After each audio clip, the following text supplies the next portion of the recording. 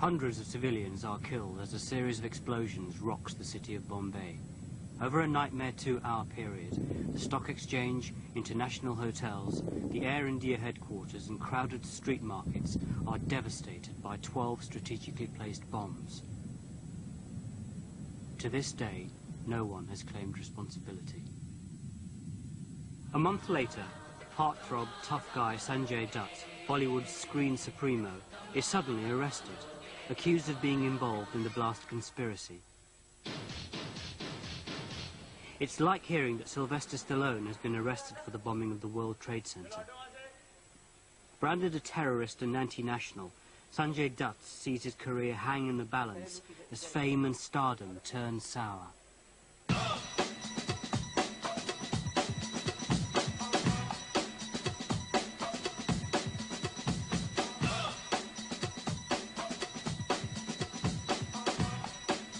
Sanjay Dutt did symbolize the spoiled brat. Well, he was a guy who would call a spade a spade. He was never diplomatic. He couldn't be. He has this very macho attitude to life. It's the image to like about him, and presumably it's the image which crucified him. Most of his roles were those of a rough, tough, rowdy guy, and not exactly intelligent acting he had ever displayed. He had this tendency to take the law into his own hands. You'd hear that he'd gone and crashed his car against an actress's wall, and quickly everything was hushed up.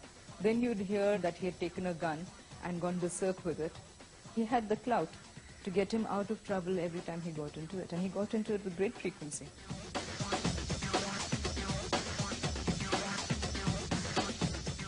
See, I live a real life.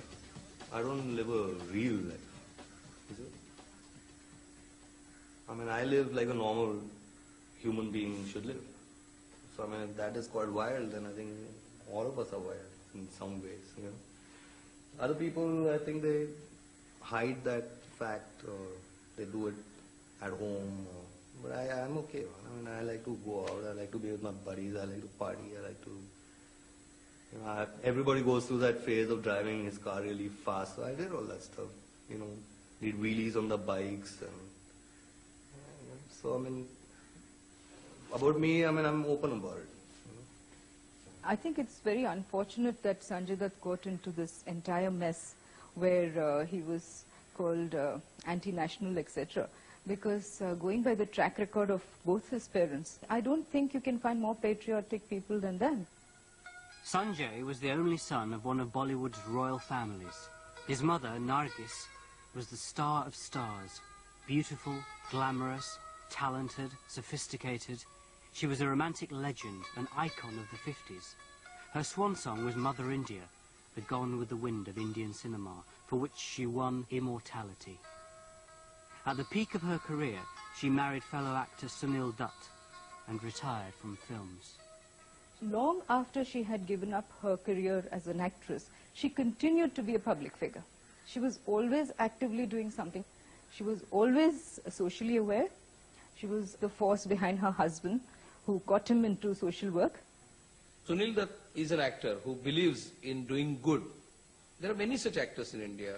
Heroes in the sense, not heroes in the film industry, heroes in the actual social political sense. But the charisma was essentially that of Nargis Dutt, more than Sunil Dutt. Right from Sanju's birth, she used to keep on shooting him. So there is every record of Sanju, all his milestones on film, like Sanju's first bath, Sanju's first steps. People say that to an extent she was obsessed with the sun. To me, her greatest weakness was Sanjay. There are so many things that she never told me. He started driving a car when he was about 12 or 13. And of course, he was a young boy, he will bang the car. And the mother will say that I banged the car because, you know, so this is how the relationship was. Always she protected him to the maximum. And she used to be after me to watch her movies and stuff, but I used to get jealous of another man holding her and stuff like that. So I think the first time I saw a movie I was about 19. What was that like, that experience of seeing your movie? I wanted to kill that hero, whoever it was. He was a very mischievous boy, and his father thought that if he sent him to a boarding school, he'd be disciplined and he'd grow up into a man, what all fathers want their sons to be. I feel an actor should be very well educated. But it's not only then he becomes a performer, but when he becomes a big star, he becomes a responsible man to the nation that has made him a big star. And I realized that I just couldn't study. I didn't know which, I didn't even know what subjects I'd taken in college because I was hardly there. So the easy way out is to join the films.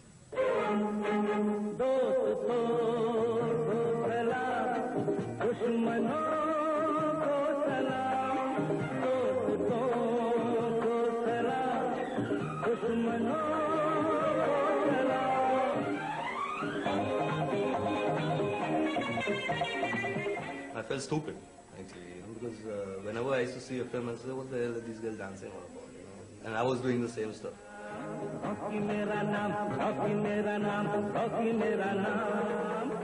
Your first movie and your first movie's premiere is like a beginning of a new life for an actor. And at that time, his mother was not well, and she had come back from America, and she was in Breach Candy Hospital. And she told me that no matter what happens, whether I go on a stretcher or whether I go on a wheelchair, you must take me to my son's premiere. I said, I'll certainly take you. But unfortunately, 3 days before the premiere, she died. And this young man who was starting a totally new life, this boy didn't know whether he has to cry or whether he has to smile. That was her dream, you see, to see me. And every son wants to make his mom proud of him. And I wanted her to see it and all that stuff, but it went the other way. He was not recognized in the first or second film as actor. He was very young, and that must have hurt him enormously because soon the rumor started that he has become drug addict. And the word went around that Sanjay is ruining the image of that family. But why did he get films? I don't know about that because he was on drugs. He used to talk about being on drugs. Every magazine carried that he was on drugs. I was doing heroin and cocaine and stuff like that. And I used to be whacked out all the time. Even I can't watch those movies of mine. I really can't.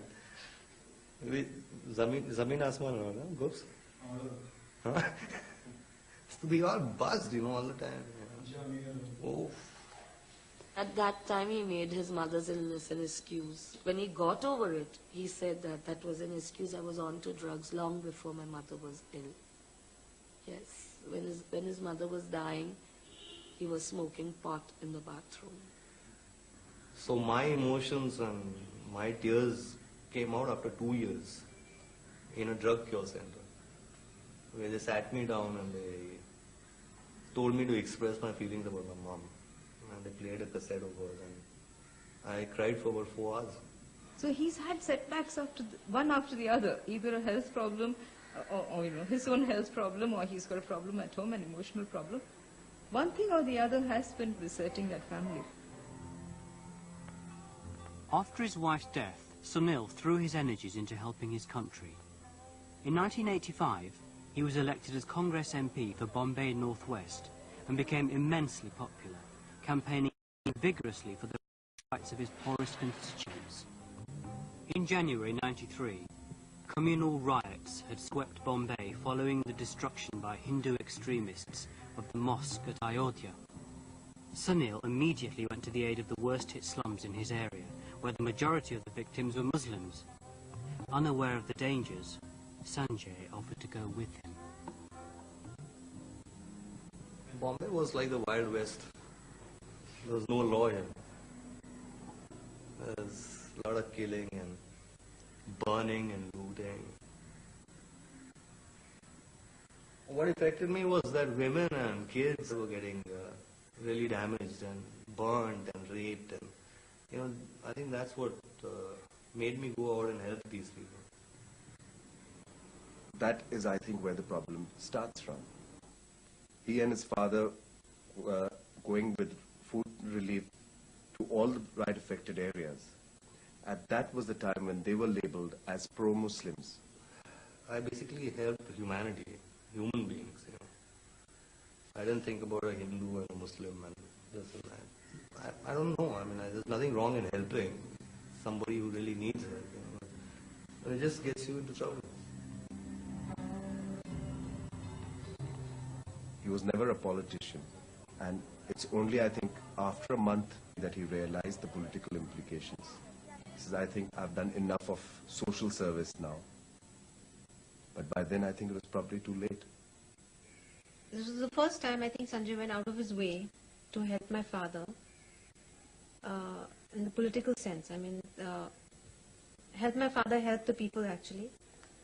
And he sort of got dragged into this mess. He was totally in the limelight at that time. He was like the target or something.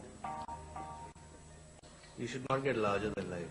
You should help in your capacity. And my capacity was this much. I tried to go this much. And that's how I ended up in this problem. He was getting a lot of threatening calls. And one day I was home and I just picked up the phone and I called up, and Priya was alone at home, that's his younger sister. And she told me that she was getting calls saying that a morcha is coming across to the house and they're going to destroy the bungalow.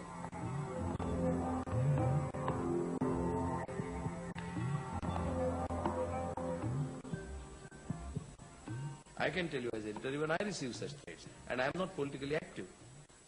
So if I can receive threats, somebody who is a candidate and his son and is actively campaigning and working in the Muslim area would definitely receive threats. Well, there used to be calls like, oh, we'll kill you and your family, and they knew exactly where my nieces were studying, they knew the movements of my family members, they knew everything, so it became really scary for us, basically.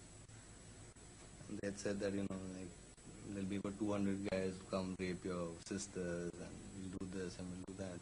Just to pinpoint down that, okay, that's the school your nieces go to, and your sister leaves the house between 10 to 11, and all that kind of information which was right, that was scary. He told me that one night he came home and they told him that they were getting these threats, and all night he sat down with a gun, wouldn't sleep, because in case somebody came, his father was not in town, and like his two sisters and were alone in the house, and like he was a man of the family and he had to protect them. And he said he was shit scared.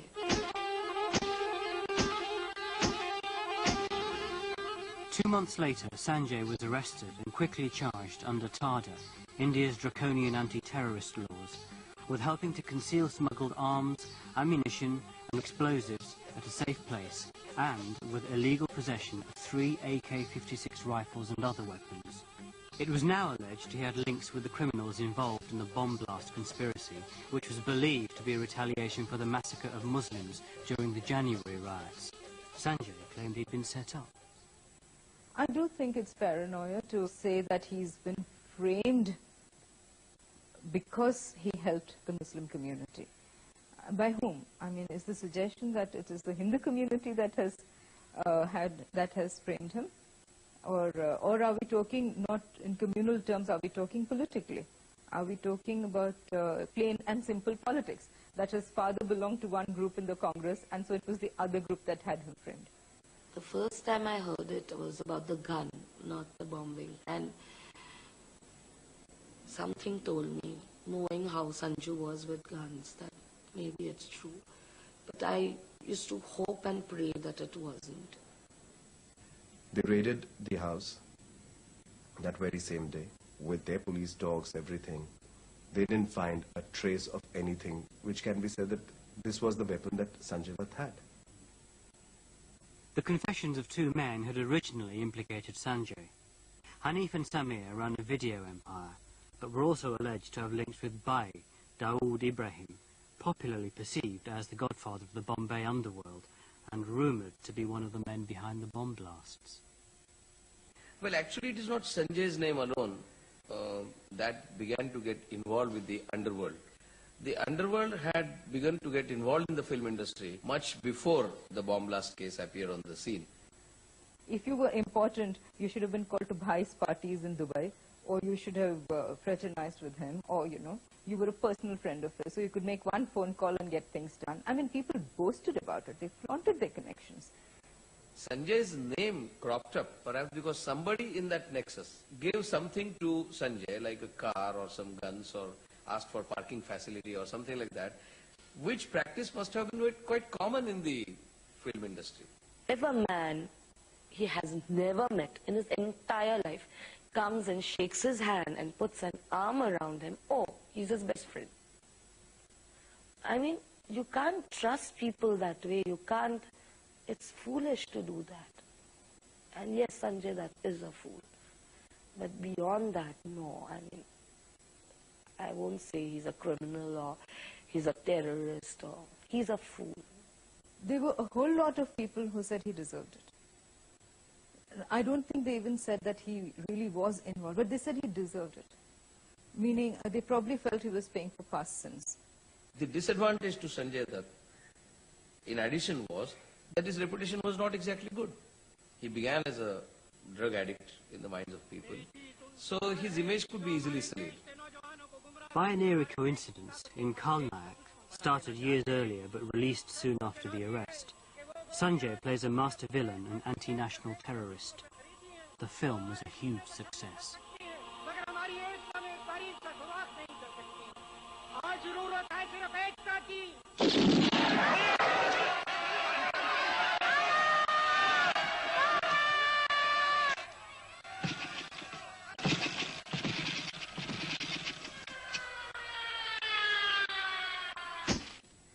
The press managed to get their hands on photographs which were shot for the film, which were published in all newspapers, and which the public presumed was a reality. They thought that was from the real life, that is what was happening. The kind of image which the public had of him was that this person, if he believes in something, is capable of doing anything.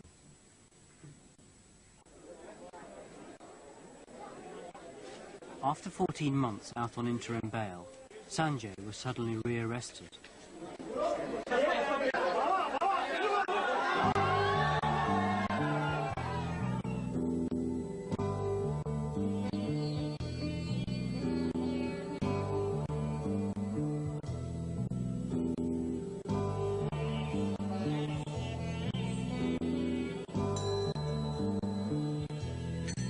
Every day, a police van drove Sanjay across Bombay to the courthouse. Family and friends grabbed brief moments with him. And there he was, you know, his fingers through that grill, and he was saying, "Hi, and it's so good to see you. Pray for me, and I love you." And it was so awful. He was like an animal. And only this part of his fingers were through the grill, and he touched our fingers, and he bent down and he kissed my fingers, and it was horrible. Prison is scary anyway, so when you enter a prison, you're scared, especially a person who's not a habitual criminal or it's his first time and stuff like that, and then to be put in a high security barrack where they sort of have these militants there. It's the shape of an egg, and there were 3 doors, and before you enter that barrack, and there are these grills on top where they have these Central Reserve Police patrolling all over. And you're locked up in your cell, and you're allowed just 15 minutes in the morning and 15 minutes in the evening to come out. So basically you're under lock and key the whole day. it's really, it sort of breaks you mentally. When they handcuffed my son, at that time I felt that somebody is actually hanging all my dignity and all my honor and whatever I've done for the country. And you know, I couldn't hold my emotions at that time, which I wanted to, because I felt that anything I do, it might affect my son. He might become weaker. And I couldn't hold my tears at that time, and he looked at me. He understood. You know, see, it's a funny kind of a game between an accused who's inside and the family who's outside. It's sad, and it's, I don't know, it's funny. Because you feel, you know, you don't want to emote that much for them to get worried on the outside, and because they can't do anything. They feel that, you know, we should go and not cry in front of the guy because he shouldn't get upset inside. So we both are sitting and acting our parts, you know. I always would tell him, you must convince yourself mentally that behind this wall, your father is there. Whether you get up in the night at 12 o'clock, you feel that your father is there, and I will be there. I guarantee you. And so many times in the dead of night, I used to drive to Thane, and I used to park my car outside the walls and all. Sometimes I used to go around, but there's a road going around for a while. So I used to go around and come back. I generally felt that he must be getting that feel that somebody is there around me. I learned one thing, that I was alone in jail. See, it was just me. Okay? And what I was feeling, nobody could feel. Not anybody. Not my dad, not my sisters, nobody.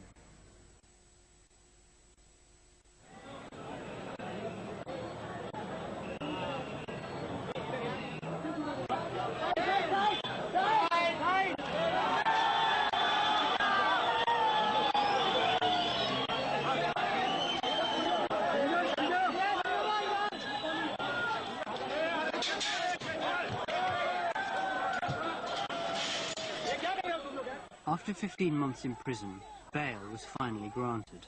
Sanjay was released to a rapturous welcome. He can now walk free in Bombay, but can do little else. He has to be in court every day that the trial runs. With over 2,500 witnesses for the prosecution alone, the bomb blast conspiracy trial looks set to become the longest in legal history. Sanjay could be attending court for the next 18 years.